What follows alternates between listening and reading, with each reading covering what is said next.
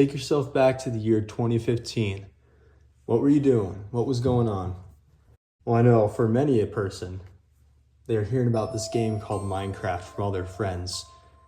Said that you should really try it out. It's this fun new thing. You're gonna have a grand old time playing it with you and your buddies, and you spend like a literal year begging your parents to get you this game. They finally do. But then you get on and you're young, you don't have a ton of internet access, and you're just kind of wondering what to do. Your friends are trying to help you out, but you feel like kind of stuck. And then you go to your Scholastic book fair, and there they have the answer to all your problems. 4 books to answer all of your needs. Okay, what's up, everyone? It's me, Josh. I'm back. Today, I just want to talk a bit about these books. I don't know why. I just felt like it. I feel like there's this trend kind of been going around the internet recently-ish, kind of like analyzing Minecraft and realizing, how much it relies on its own community, the internet, for the player to really understand what's going on. And as a kid that didn't have a ton of access to the internet at the time, I realized that I relied a lot on these books to help me out. So I wanted to go through them, kind of like analyze them again, see how helpful they actually are, and if they'd help someone with Minecraft today and how Minecraft has improved to help with these features. So let's get started. Okay, so before we start with the Essential Handbook, this is a really nice inlay, by the way. First thing to mention, it was written in about 2015. This is like the 2nd edition, and I know that there were editions made after this, and they updated the book, helped, explain everything, but this is the edition I have, so we're gonna go over it. Some first things right off the bat, I think this is really cool that they snagged Notch and Jeb both for this, to help with just some tips, some tricks.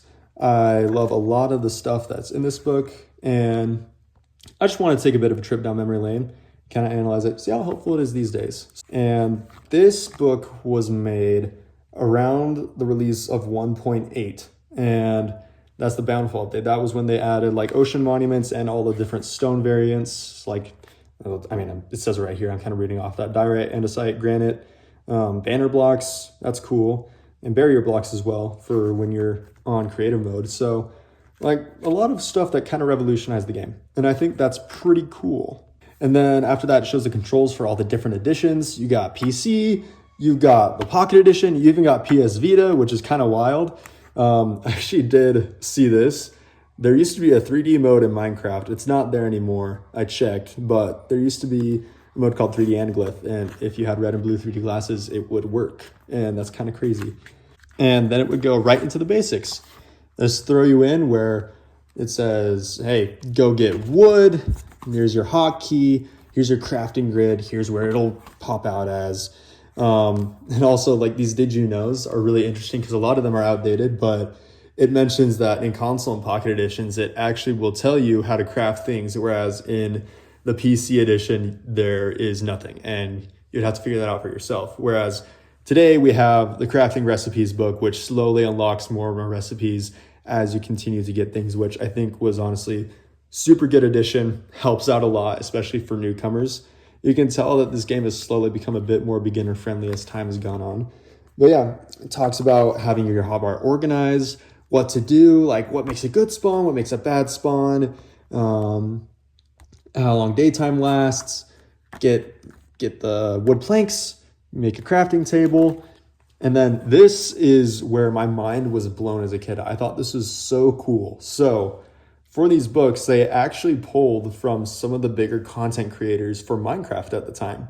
So you'll see them more as we come through, but this is Paul Soares Jr. He made a lot of survival Let's Play content in the early days of Minecraft, and he still does it every now and then. I looked it up. He's branched out a bit more, but he still comes back to Minecraft pretty consistently. So, pretty cool stuff.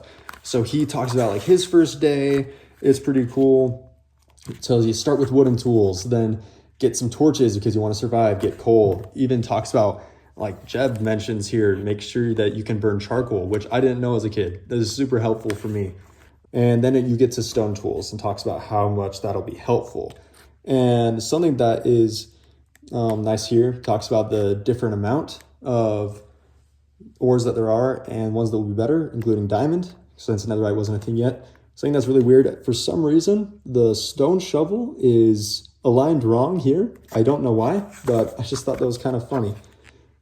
All right, then on this page, you got your health and your food bar, talks about all that, hunting, gives you all the lists of a bunch of food, all the meat in the game, the difference between how much they give you hunger-wise when they're raw versus when they're cooked. You have super old texture for mutton here. It's kind of fun.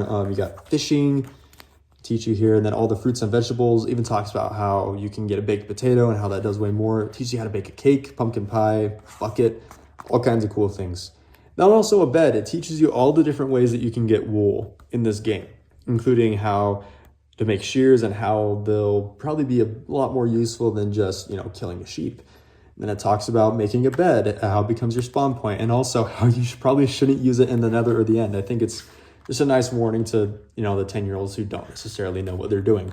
Here, which I think is super helpful, this lists all the ores that can only be mined with an iron pickaxe.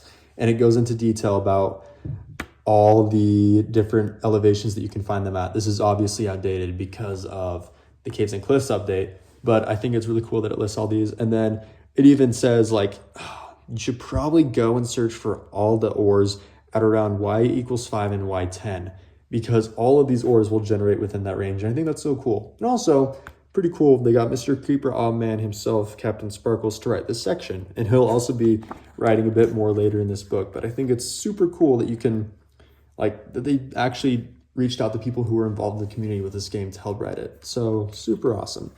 It gives you stuff for mining, like bring some supplies, bring some food, make your way back up to your home, bring a water bucket in case there's lava, use the waterfalls if you want, and use torches, a lot of torches. And then this is a super cool section as well. Lists pretty much all the mobs that are in the game at the time, how hostile they are, where you can find them, and everything they drop. And goes through pretty much everything in the game. And it includes the carrot on a stick, how you can ride a pig if you want, teaches how you can tame cats and dogs. And then it goes over villagers and talks a lot about villagers, how to trade with them, good stuff. And then it goes through all the monsters. I think it's really cool that it mentions that you can get a music disc if a skeleton kills it. And it's some really cool artwork of the charged creeper. That's also cool. Got skeletons, zombies, spiders. Also includes spider jockeys. Make sure to watch out for those. Endermen, how to avoid them, how to make them not attack you. Ender mites, silverfish, and even slimes. You can find them way deep down in caves. And talks about how they split, and even gives you a little tips, because their tracking is different than zombies or skeletons, so they'll actually be down to just hop in lava to try to find you. So then it goes over witches, and this is definitely outdated. Witches are the only silent hostile mob. They are definitely not that anymore. They definitely make noise. And it tells you to bring a bucket of milk because it'll nullify potion effects. And then the newest mobs at the time were the Guardian and the Elder Guardian. Talks a lot about those and how to take them out. And then Captain Sparkles talks about his first day in Minecraft. Teaches you how to make a cool shelter. And again, it goes crazy on all these. Tells you how to farm, how to breed animals. It gives you a list of all the food you can give animals to make them breed, which for a kid who's just starting out is super helpful. Talks about how you can only breed them once every 5 minutes.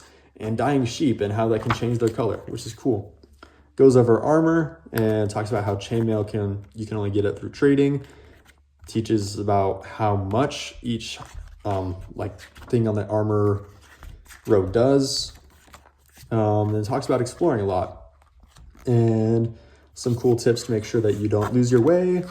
Teaches you how to make a compass, map, clock, all kinds of cool stuff. Minecarts and rails, which is super helpful, and then talks about how you can find them in mine shafts underground.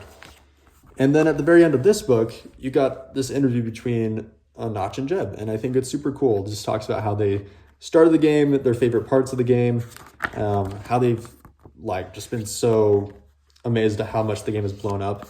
It's really good. And then at the very end, it gives you a list of achievements. Half of these I don't think exist anymore, especially with the advancements that are in Java edition now, but like super cool. And then it gives you like a list of like safe websites, and then websites that are like maybe not as necessarily monitored, but are also helpful, including the skin decks. Like, it's the place for you to get a bunch of skins, which I did not like. This was how I figured out about this website and how I figured out I can make my own skin. And so that was super helpful to me as a kid, and I just loved it. And then it lists, all these other books, but that's the Essential Handbook, essentially helping you to make sure that you can survive your first few days of Minecraft. And I think it does a pretty dang good job. Now let's talk about the Combat Handbook. Again, very simple stuff, same kind of things. The Combat Handbook is very similar to the Essentials Handbook, at least in some parts, because they cover a lot of the same topics. Talks about how to make all these different swords, how to make an anvil, and to rename it gives you the list of durability, damage, and like even approximate kills that you can get from something, which is pretty cool. And then it gives you like how to make a bow and an arrow, and then same from the Essential Handbook, and then how to enchant. Even some basic redstone stuff working here with a dispenser and arrows, which I think is wild. Teaches you how to make flint and steel, how to make TNT, and like a lot of really cool stuff in here. And then you get here and it goes a bit more in depth with all these mobs and how to avoid them, like certain things that you should do to maybe stay away from them, and certain things that you shouldn't do, which I think is pretty cool. But again, pretty similar. This one does include the cave spider, whereas the Essential Handbook does not. I think that is a bit interesting. And yeah, you keep going through these. Talks about how baby zombies can get on chickens, witches, endermen, guardians, elder guardians, endermites, and then teaches you how to make an iron golem, which is pretty awesome, and then how to make a snow golem. And this is really interesting because if you were to play Minecraft blind, you would not be able to know how to make a snow golem. This is kind of nowhere in the game does it kind of give you an idea. Iron golems are wandering around, but snow golems nowhere. They can only be made by players. So I think it's pretty cool. If you had no other exposure to this game besides these books, you would still be able to know how to build a snow golem. So it's kind of cool. And then the Nether. This is something super cool because I was, something that kind of like initially dragged me into this idea, this concept, was a video talking about how much you could actually do in Minecraft with no outside knowledge. And one of the big things was it would be very unlikely for you to be able to figure out how to actually enter the Nether. And, if you had this book, you'd be able to know how, because it talks about using 14 blocks of obsidian, or you can use 12 if you don't have that much. But it even says flint and steel or fire charge to activate it, and gives you the layout right here and there. And I think it's super cool. Then it lists all the mobs that are in the Nether, which is not in the Essentials Handbook. So it goes through very similar things that were earlier in the book, Wither Skeleton. And then it gives you the Wither, and it gives you this whole like list of what to do with the Wither, how to spawn it, and how to, something that you should do. And don't forget potions to help. And essentially like tells you everything that you should do to really make sure that you don't lose. Then also getting to the end. Again, super helpful for if you're trying to beat this game. I'd probably say if you're trying to like do the quote unquote regular way, even though there's not really a regular way to play Minecraft, the Combat Handbook is definitely your best bet, because it teaches you how to get to the Nether, how to make an Eye of Ender, how to get to the end portal, how to fill it up, and then of course how to take on the Ender Dragon. It even this is still pretty early in the game, so it's like, oh, top secret, we can't tell you what it drops, even though everyone pretty much knows now. And talks about even how you can use beds to damage it because they'll explode. And then it goes into enchanting, and it gives you the list for everything that you would need to do to start making an enchantment table, which I think is awesome. It teaches you about an anvil, using enchanted books, and goes more into detail on trading in this book as well. And then also potions. I realized that you would have no idea how to make an awkward potion in this game without outside help, because there's the brewing stands in villages, and they sometimes have potions in them, but you would have no idea that you would need Nether wart of all things to start making potions in the first place. So I think that is super helpful that you would know. And then it also lists here, awkward potion can be used as a base potion for all helpful ones. So super helpful. Then it goes into like all the main helpful potions: strength, healing, swiftness, invisibility, regeneration, night vision, fire resistance, water breathing, leaping. And it goes into a bunch of like bad potions that you could use, instant blast potions. Talks about how you can use gunpowder. So again, super cool. Then it goes into like PvP stuff, like more from Paul here. More about servers, how you can set up servers, and like some things that you could bring into a fight. And then some battle strategies, like it even talks about like critical hits in here, where like if you jump and hit someone, it'll do more damage. Force someone into water because their mobility is limited. And like using potions, eating. This is before shields were a thing, so like use your sword to block hits and be able to build. And CMB Minecraft also hasn't made content for a while, but also like was a big part in some of these books, and so it's super cool. Talks about how to make some cool redstone traps and how to make like a TNT cannon. Like me as a kid, I freaked out over this part because I thought this was so cool, just being able to make a TNT cannon. I think I tried it a few times. And like some cool stuff about making an epic base. But then even there, like lists some kind of interesting things, like, you know, building your nice base at another brick because it's fireproof. I just think it's fun that they're using these things. And then they have this custom map that they have you go like check out, and you can download it, and yeah, all this cool stuff. And then again, achievements that are kind of relevant to combat and the big parts of the game. And again, like a good amount of these no longer exist. But yeah, then some places that you can go to figure something out. You like Minecraft on Reddit, the Minecraft subreddit, which is kind of funny. I don't know. Just think of something in 2015, a book in 2015 that references Reddit. But yeah, that's the combat book. And then we get into these two books, the construction and redstone book. These are a bit different because where with these two books, these were written by like one author, but these were written by the same author and then had some input from some YouTubers. These two were written by YouTubers and content creators, and I just think that's super cool. So to start off, we have the construction handbook, and this one was written by the people who made some of these maps that were in the combat handbook on Fire UK. Again, they're no longer really operating with Minecraft, but again, like super cool that they have these collaborations and they get them into schools and kids end up reading them. So yeah, some super cool stuff. This one I won't go over as much because this is more for someone who's in creative mode or even survival mode, but it's geared a bit more towards people in creative mode.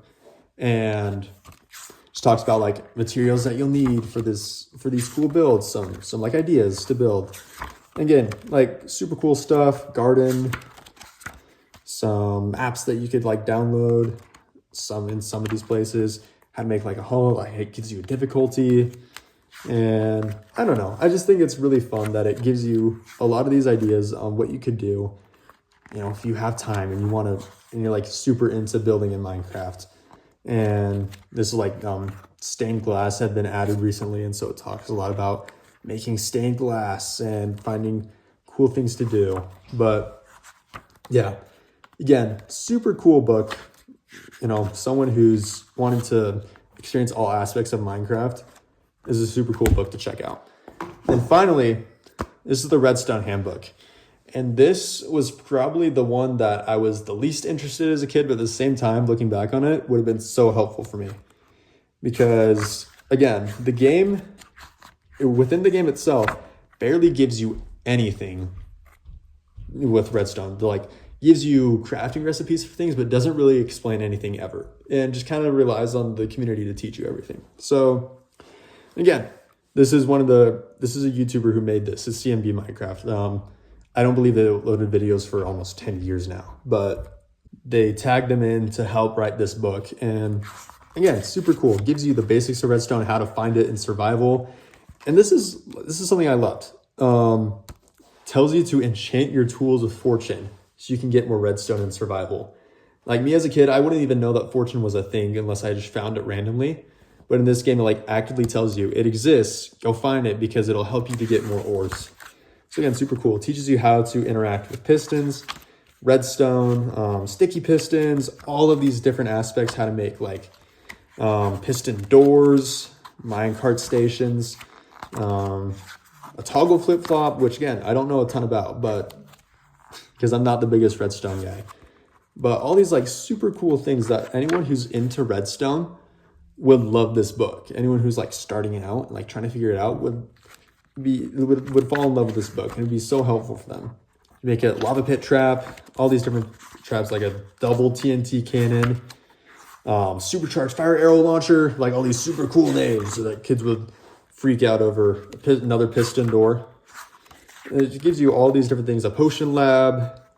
I do remember trying to make this one in creative, and again, never really been good with redstone, so it didn't work for me. But you know, like all this super cool stuff, and yeah, that's the redstone book. And overall, just these 4 books, I think, personally, I think they still are a super big help for anyone who's getting into Minecraft and for some reason doesn't have access to the internet. So if you're raising a kid in the basement and you don't want them to know anything about the outside world besides Minecraft, here you go. Just give them these books, I guess. Yeah, I guess that's it for me. That was the only thing I really had planned for this video, but I thought it'd be fun to just go over these, see how helpful they are today. And yeah, if you like this, it's more variety content, but yeah, have a good day. Subscribe, I guess.